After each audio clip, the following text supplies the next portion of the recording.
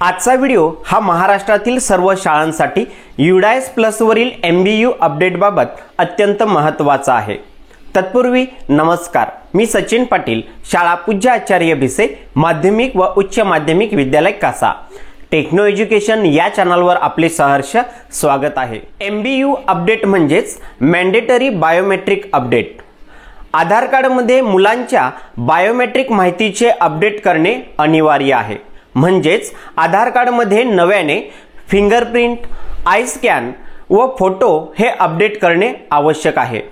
मग असे विद्यार्थी आपल्या शाळेच्या UDAIS पोर्टलवरील स्टुडंट पोर्टलमध्ये त्या विद्यार्थ्याच्या नावासमोर MBU पेंडिंग अशा पद्धतीने स्टेटस दिसत असते। सो अशा विद्यार्थ्यांना आपण हे फिंगरप्रिंट, आय स्कॅन व फोटो अपडेट करून आणल्यानंतर आपल्याला आपल्या पोर्टलवर त्या विद्यार्थ्याचं रिव्हॅलिडेशन करणं आवश्यक असते। सो ही सगळी माहिती आपण प्रात्यक्षिक समजून घेणार आहोत। MBU पेंडिंग कुठे दिसते? MBU पेंडिंग असेल तर अशा विद्यार्थ्याला आपणास अपडेट करण्यासाठी सांगणं आणि त्यानंतर अपडेट करून झाल्यानंतर पुन्हा व्हॅलिडेशन करणं, ही प्रोसेस आपल्याला कशा पद्धतीने करायची आहे हे आपण आता पुढील प्रमाणे प्रात्यक्षिक पाहूया। चला तर जाऊया लॅपटॉपच्या स्क्रीनवर। प्रथमतः UDAIS प्लस वर स्टुडंट मॉड्यूल मध्ये येथे आपल्याला आपल्या शाळेचा UDAIS नंबर, पासवर्ड आणि दिलेला कॅप्चा टाकून लॉग इन करून घ्यायचे आहे। यानंतर याप्रमाणे डॅशबोर्ड येईल। येथे 2025-26 या शैक्षणिक सत्राला आपण निवडूया। आलेल्या पॉपअप विंडोला येथून क्लोज करा। बघा, UDAIS प्लसचं हे महत्त्वाचं डॅशबोर्ड आपल्या समोर दिसेल। आपण विद्यार्थ्यांच्या MBU अपडेट बाबत माहिती घेत आहोत। यासाठी या ठिकाणी डाव्या साईडला आपण जर पाहिलं तर येथे भरपूर टॅब दिसतात। यातीलच एक महत्त्वाचा टॅब दिसतो आपल्याला, आधार MBU अपडेट। यावर आपल्याला क्लिक करायचं आहे। येथे क्लिक केल्यानंतर आधार MBU मॉड्यूल हे आपल्या समोर दिसेल।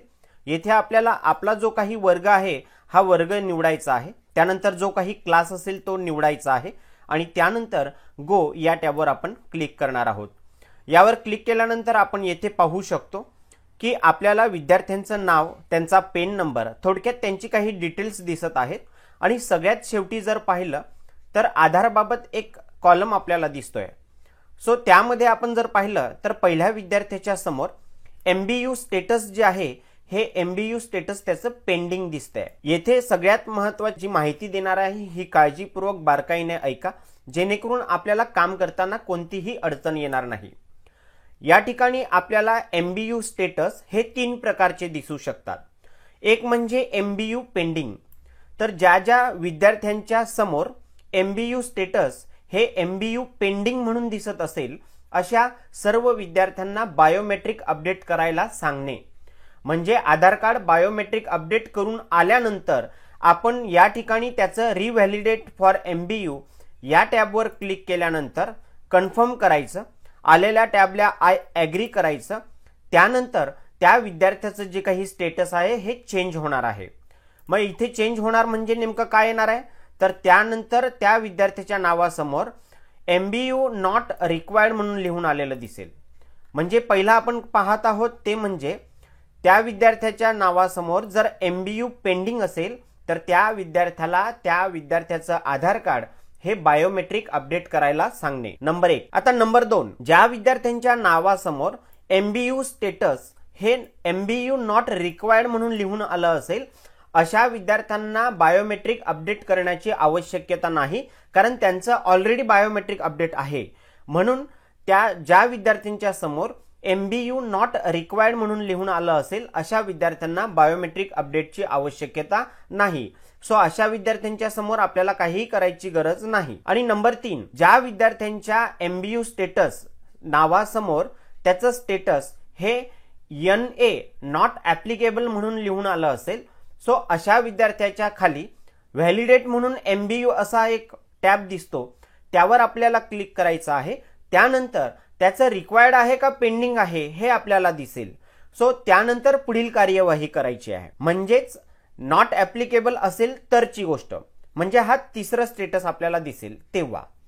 सो अशा पद्धतीने आपल्याला हे 3 महत्त्वाचे स्टेटस या ठिकाणी दिसतील, तर आपल्याला याप्रमाणे काम करायचं आहे।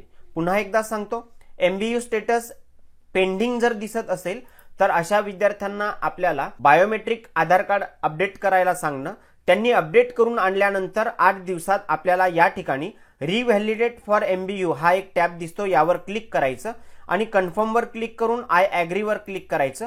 त्यानंतर त्याचं आधार जे काय MBU आहे हे या ठिकाणी आपल्याला व्हेरीफाय झालेलं दिसेल. दुसरं म्हणजे ज्या विद्यार्थ्यांच्या नावासमोर त्याचा MBU स्टेटस हे नॉट रिक्वायर्ड लिहून आलं असेल त्यांना बायोमेट्रिक अपडेट करण्याची आवश्यकता नाही. तिसरं म्हणजे ज्या विद्यार्थ्यांच्या MBU स्टेटस हे NA नॉट ॲप्लिकेबल म्हणून लिहून आलं असेल तर अशा विद्यार्थ्यांच्या टॅबच्या खालीच व्हॅलिडेट फॉर MBU म्हणून लिहून दिसेल, त्यावर क्लिक करायचं. त्यानंतर तो रिक्वायर्ड आहे का पेंडिंग आहे हे आपल्याला येथे दिसेल आणि त्यानंतर आपण पुढील कार्यवाही ज्या वरील विद्यार्थ्यांसाठी केलं त्याप्रमाणे करावयाचे आहे. सो अशा पद्धतीने हा जो काही नवीन टॅब आलेला आहे MBU अपडेट बाबत, मी आशा करतो की आपणास दिलेली ही सर्व माहिती ही निश्चितच समजली असेल.